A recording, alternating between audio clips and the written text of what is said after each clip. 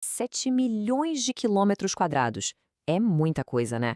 É uma área tão vasta, abrangendo 9 países aqui na América do Sul, que até hoje desafia totalmente a nossa compreensão.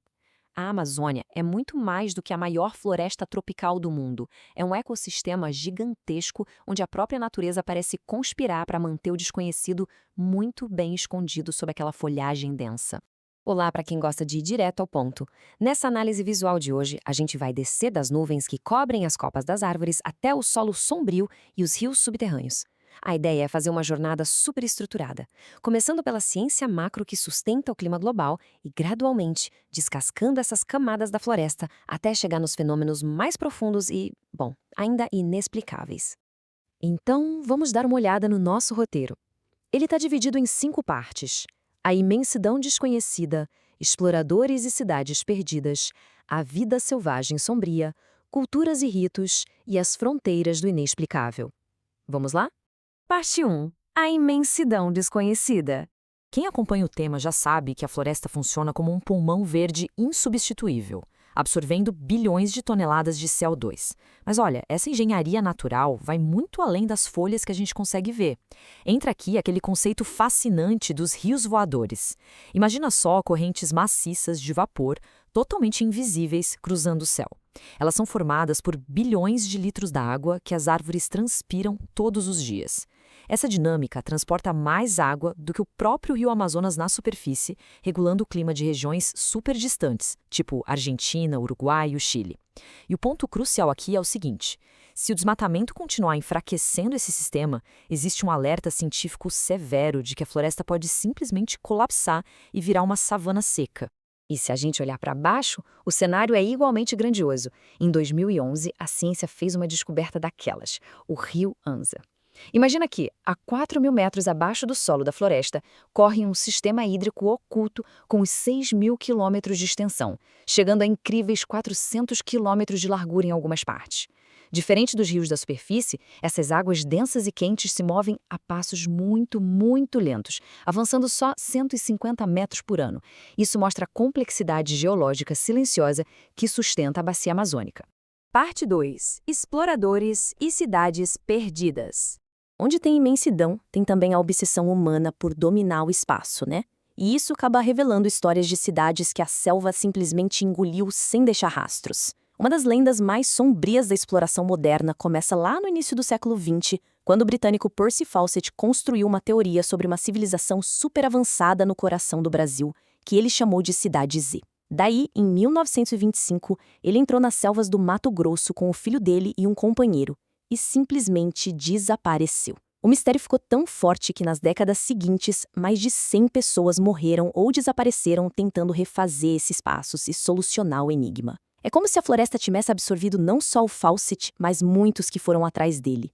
Hoje em dia, esse desejo por cidades escondidas acaba gerando diferentes narrativas. De um lado, a gente tem o fenômeno de Ratanabá, que surgiu como uma lenda viral da internet, sugerindo uma cidade construída no Mato Grosso há 450 milhões de anos por extraterrestres. É uma teoria sem nenhuma comprovação científica ou arqueológica.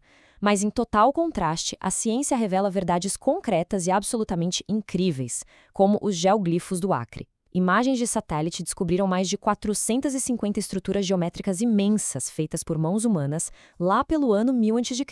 E isso é uma evidência inegável de que existia uma sociedade complexa moldando a Amazônia muito, muito antes da chegada dos europeus.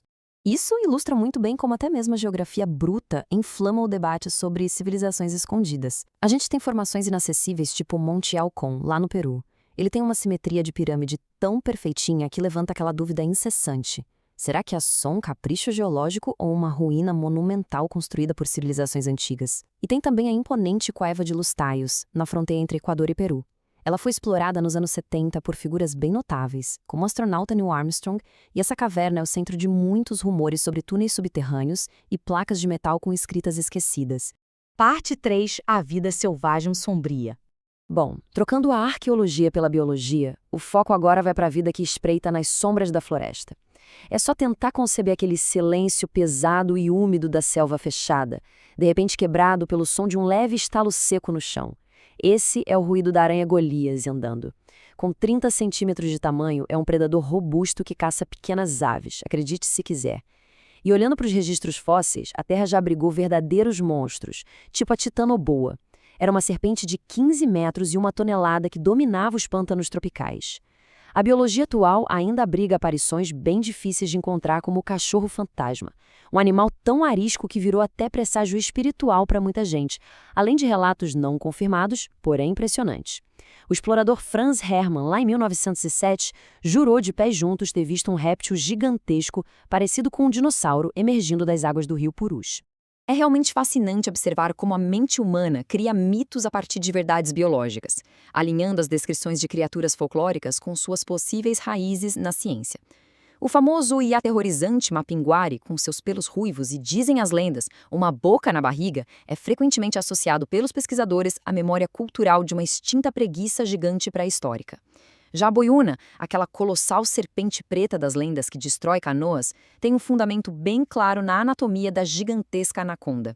Seja o tapiri-auara, que seria um híbrido de anta e onça, ou o controverso primata chamado mono de Lois, dá para perceber que esse folclore exuberante nasce de encontros reais com uma natureza implacável e muitas vezes mal compreendida. Parte 4. Culturas, ritos e tragédias. O núcleo da Amazônia sempre foi palco da experiência humana e a realidade do dia a dia de frente para a selva é bem profunda. Lá é o lar inegociável de mais de 100 grupos não contatados, como os Corubo e os Flecheiros, que rechaçam com muita firmeza quem tenta invadir seus territórios. E não é para menos, né? A floresta apresenta desafios mortais. Histórias extremas de sobrevivência, como a de pessoas que caíram de avião e caminharam por dias sobre a copa das árvores ou que se alimentaram de insetos por mais de um mês, confirmam essa crueza toda. Mas, infelizmente, o que se mostra mais alarmante hoje em dia é a instalação de complexos laboratoriais clandestinos por cartéis de drogas. A paz dessas áreas remotas tem sido rasgada por helicópteros, violência, explosivos e uma poluição devastadora que ameaça a base vital de toda a mata. E, historicamente, o peso das dinâmicas comerciais também traz lembranças bem sombrias, como o verdadeiro horror que ficou conhecido como o Inferno de Putumayo. Durante o auge do ciclo da borracha, a ganância irrestrita submeteu comunidades inteiras ao trabalho escravo.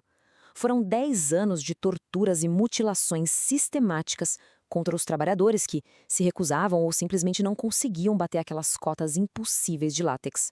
Estima-se a perda irreparável de mais de 40 mil vidas indígenas até que, em 1922, uma exposição feita por jornais internacionais e missionários finalmente conseguiu colocar um fim nessa matança. Em contrapartida a essa brutalidade puramente comercial, quando o olhar se volta genuinamente para dentro das culturas locais, até mesmo o que parece assustador carrega significados existenciais muito profundos. Pega o exemplo da redução de cabeças praticada pelo povo Shuar. Para nossa ótica ocidental moderna, criar uma tsansa reduzida ao tamanho de uma laranja pode parecer puro sadismo, mas do ponto de vista antropológico, a realidade é outra. O ritual exigia aprisionar o espírito do oponente exatamente para impedir que a violência gerasse um ciclo eterno de vingança. Era uma medida drástica, sim, mas focada unicamente em restaurar o equilíbrio cósmico essencial para eles. Essa mesma lógica de respeito absoluto que guia o uso da ayahuasca.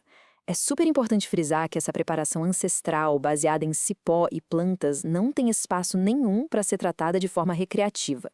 Conduzidos pelo conhecimento super rigoroso de um ayahuasqueiro, os participantes acessam estados expandidos de consciência que as tribos locais enxergam como uma ligação literal e profunda com o plano espiritual. O objetivo principal da ayahuasca é transmitir memórias da floresta, aprendizado ancestral e cura profunda, alcançando esferas que vão muito além da nossa realidade imediata. Parte 5. Fronteiras do inexplicável. Bom, deixando um pouco as explicações puramente racionais de lado, nosso caminho agora adentra as águas profundas do desconhecido. Muitos habitantes locais afirmam, de forma incontestável, a presença de um guardião aterrorizante, o Shuyak, também conhecido como Chulachuk. Ele é descrito como uma entidade que muda de forma, capaz de assumir a aparência de pessoas amadas, copiando rostos, vozes e até risadas. Mas tem um detalhe que sempre falha e entrega quem ele é.